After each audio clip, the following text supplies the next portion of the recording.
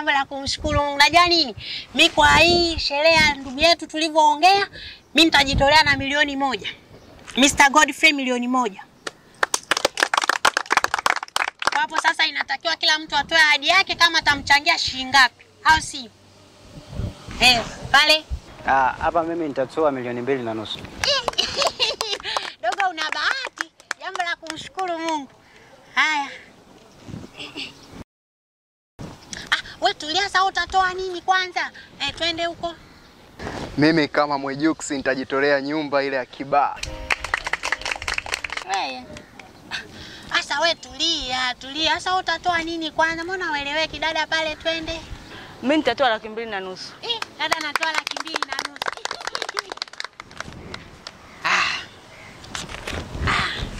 Mimi kama dogo mbili nitajitolea shilingi 50,000. Shilingi 50? Shilingi 50,000? Haya. Wewe tulia. Kaka hapa. Mimi kama Mr. Sengasu nitajitolea 1,000,000. Mchango ziko zinaongezeka. Mna bado ndo tunaanza sasa. Vita bado mbichi hapa. Twende mzee. Mimi nitachangia usafiri pamoja na gharama zote za ukumbi.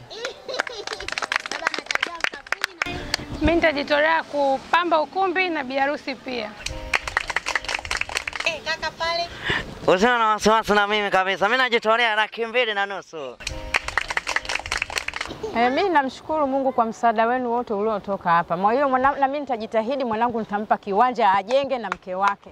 Nashukuru sana. Wewe tulia, ngoja kwanza, ngoja. Hivi mbona ndio wote tunaambia mimi subiri tu? Mbona kubuka dharau? Sasa utatoa nini kwanza? Subiri tu. Mbona unafikiria wewe mimi nitatoa nini? Yaani kwani njoo mnatuchukulia vipi sisi masikini? Mbona nyinyi wenye visenti kidogo tunaleta dharau? Yaani kujiona wewe kutoa milioni mimi njoo kushindwa ndio unaleta dharau hizo kwa muonekano wangu? Mbona tunakosa ustaarabu, utu na huruma? Kwa kipi hasa ulichokuwa nacho wewe na uuni mwazara wa wote na wote tunatakiwa kuchangia? Kwani wewe ukinipa mimi nafasi hata ya kuchangia hata kama sijatoa hiyo 1,000,000 unapungukiwa na nini? Mbona hivi vitu vinakuwa vinaendelea sana kwenye jamii zetu? Yaani kutezwa tu masikini kwa ajili ya watu kama nyinyi wenye visenti. Hizo dharau hizo ndio zinawafikishaga kubaya. Na hizo dharau unazokaa kuzileta hichi kikao hakitakuwa na maana na mtu kama mimi. Bora niondoke zangu tu. Maana tunaleta sana dharau.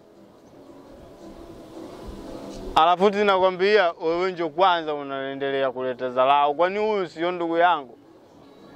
Ila haya maisha.